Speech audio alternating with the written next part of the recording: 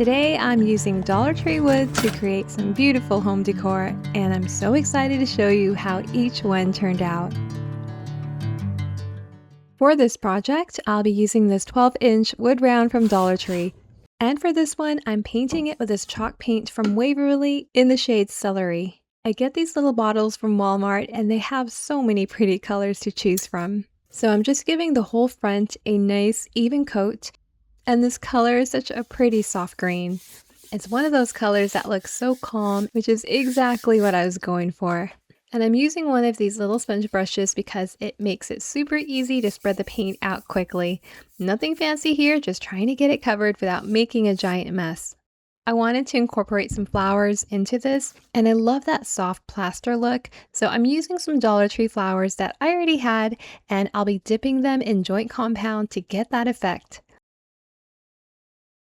To make the mixture, I scooped out a few spoonfuls of joint compound.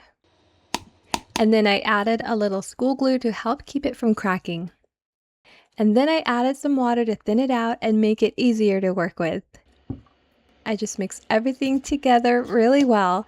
I didn't measure anything here. I just wanted the mixture to be smooth and creamy, not too thick, so the flowers would be easy to dip. Now I'm cutting and separating some of the flowers, especially since some of the bunches were a little too full to work with as is. And because I wanted to hang a few of the larger flowers to dry, I figured I'd use this sturdy little crate as a drying rack.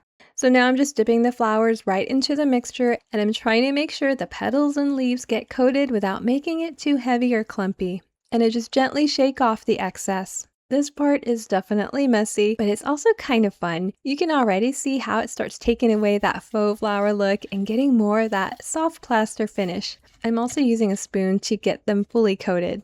Now by the time I got to the pink flower, I was actually almost out of the mixture, but instead of making more, I thought it'd be kind of pretty to let some of that soft pink show through. So I didn't worry too much about getting it fully coated, and it ended up looking really pretty. Okay, everything is dried and look how beautiful they look. And to help keep everything together, I did spray the flowers with a clear sealer. Before I attached the flowers, I thought it would look really pretty to add a little stenciling with a joint compound. And I'll be using this floral stencil from Walmart, and I'm placing it off to one side. I'm using a sponge brush to apply the joint compound, and I'm just gently brushing over the stencil until it's fully covered, and this applies so easily and smoothly. Wow, look how pretty that looks. I love that raised texture effect.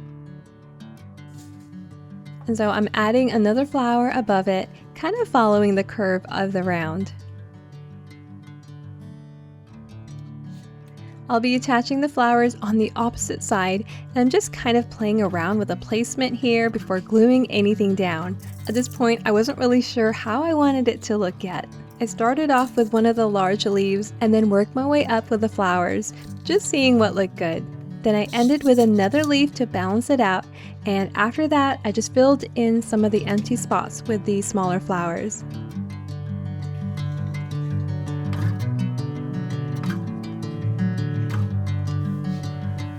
I attached a silk ribbon on top to hang, and this one is all done.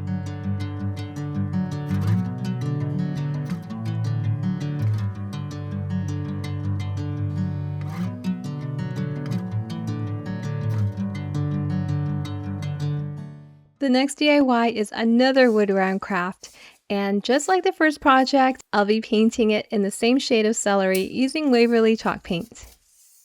Now really, you can use any color here, but I'm especially drawn to the soft shade of green.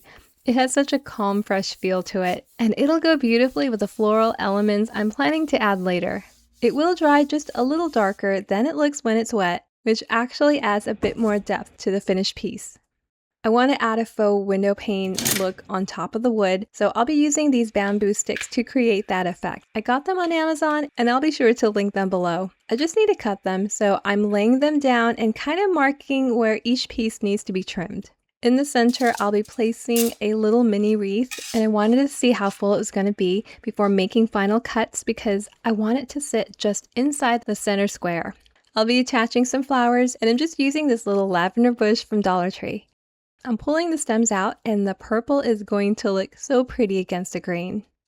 I'm tucking the lavender into the wreath. There's some wiring wrapped around it, so I'm mostly tucking it through that. I could add some glue to hold it in place, but it felt pretty secure as is. I'm going to keep this really simple with just the lavender. I could certainly add more to make it fuller, but I really like it just like that. Now I'm trimming down the bamboo wood, and I'm using my angle miter shears, which makes this part super easy. I'm just angling the ends to match the round curve of the circle. I'm giving the wood a light stained effect using acrylic paint mixed with water. So I'm just brushing that on, and once it's fully dry, I take my mini sander and lightly go over it a couple of times. So now I'm gluing the bamboo wood in place, and I'm using a small wood block to help keep everything from shifting while I glue it down. Okay, so here's how it's looking, and I'm really loving it so far. Next, I'm adding some hot glue to the back of the wreath and placing it right in the center. I have these wooden words, and I'll be placing them in the center of the wreath. These are from Dollar Tree. I'm not sure if they still carry them, but I picked up several a while back. You can definitely stencil a word, use your Cricut or letter decals, or just leave it blank. I strung some lace through the top for hanging, and this one is all done.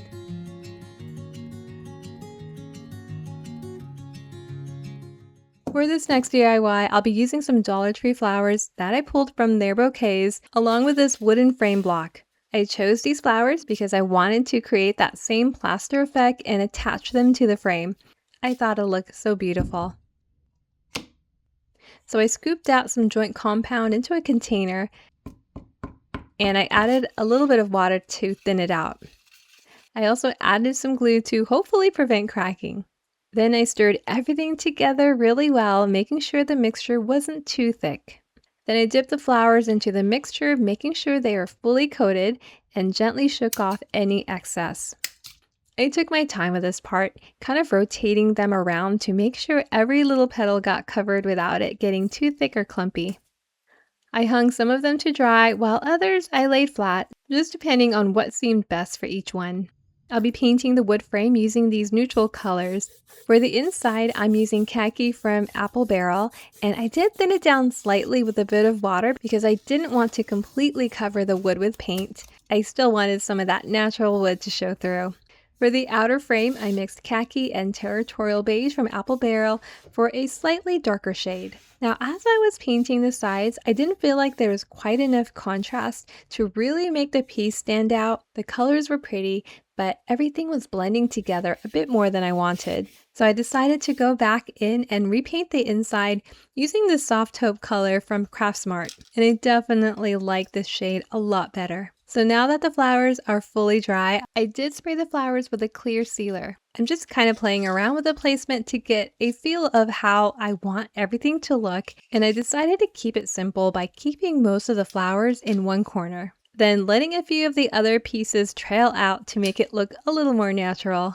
And once I'm happy with how it looks, I hot glue the flowers in place, filling out the corner and covering any empty areas. I'm so glad I repainted the background.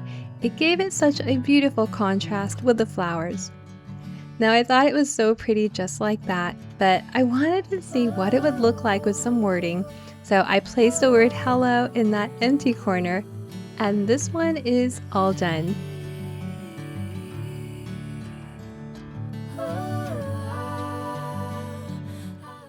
For the final DIY, I'll be using one of Dollar Tree's wood blocks.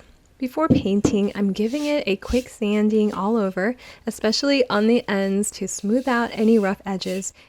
I'm going for a lighter color on this one, mixing Apple Barrel's territorial beige and khaki, and together they make a soft, earthy color. I'm also adding a little water to thin it down so it goes on smoothly like a stain. So I'm just brushing it over the wood, working in small sections and then wiping it down immediately, and this will dry really fast.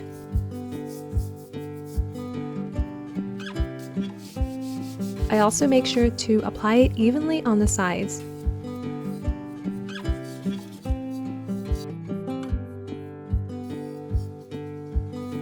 Now Now Dollar Tree has these really pretty medallion decor. They have different colors and styles, and I just thought this would be so stunning over the wood. So I'm just removing the jute string and the beads and then prying out the staples. It has such a pretty carved detail with a distressed finish that already looks beautiful as is, so I'm not going to paint it, but you definitely can. And I'm just gluing that right in the center. You could definitely make a pair or even a few more for a set. Now you can lean this against a wall, or if you want to hang it, just screw in a couple of hangers or even some Velcro strips for a clean finish. And this one is all done, and it turned out so pretty.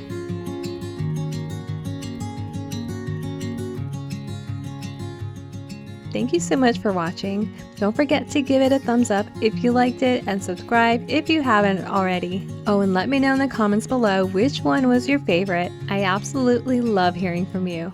Until next time, bye!